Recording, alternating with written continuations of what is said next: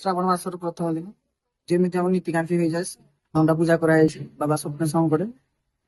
ଗାଁର ମଙ୍ଗଳ ପାଇଁ ବୋଲବମ ବ୍ରତ ଧରି ମାସ ଯାକ ବର୍ତ୍ତମାନ ପୂଜା ଅର୍ଚ୍ଚନା କରାଯିବ।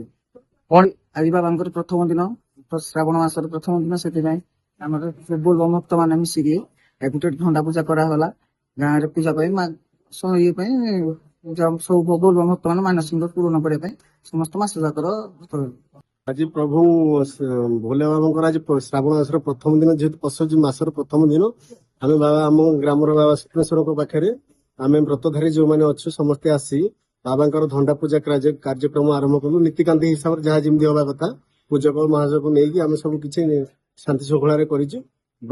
ଆମେ ଆଜିଠୁ ବ୍ରତ ସଂକଳ୍ପ ନେଲୁ ମାସେ ପର୍ଯ୍ୟନ୍ତ, ଶ୍ରାବଣ ମାସ ସରିବା ପର୍ଯ୍ୟନ୍ତ, ଏଇ ପୂର୍ଣ୍ଣିମା ପର୍ଯ୍ୟନ୍ତ ଆମର ପୁଣି ପୂର୍ଣ୍ଣିମାରୁ ଏଇଠି ବଡ ଆୟୋଜନ ହଉଛି ପ୍ରଭୁଙ୍କ ପାଇଁ ହେଲା।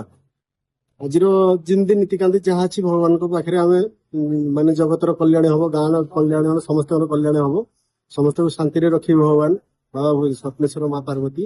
ସେଇ ହିସାବରେ ପ୍ରଭୁଙ୍କ ପାଖରେ ନିବେଦନ କଲୁ, ତାଙ୍କର ଆଶୀର୍ବାଦ ଲୁଡା ନେଲୁ, ଆଶୀର୍ବାଦ ନେଲୁ। ନୀତିକାନ୍ତି ଯାହା ଯେମିତି ହିସାବରେ ହେଇଛି ସବୁ କିଛି ଆମେ ସହଯୋଗ କରିଛୁ, ଭଗବାନଙ୍କୁ ପ୍ରାର୍ଥନା କରୁଛୁ। ଆଉ ମାସଟି ଆମକୁ ଭଲରେ ଯେମିତି ଆମେ ତାକୁ ବ୍ରତ ନିଷ୍ଠାର ସହ କରିପାରିବୁ, ସେଥିପାଇଁ ପ୍ରଭୁ ଭାଇ ସଂକଳ୍ପ ନେଲୁ। ଶ୍ରାବଣ ମାସର ବୋଲବମ ପ୍ରଥମ ଆରମ୍ଭ ହେଇଗଲାଣି।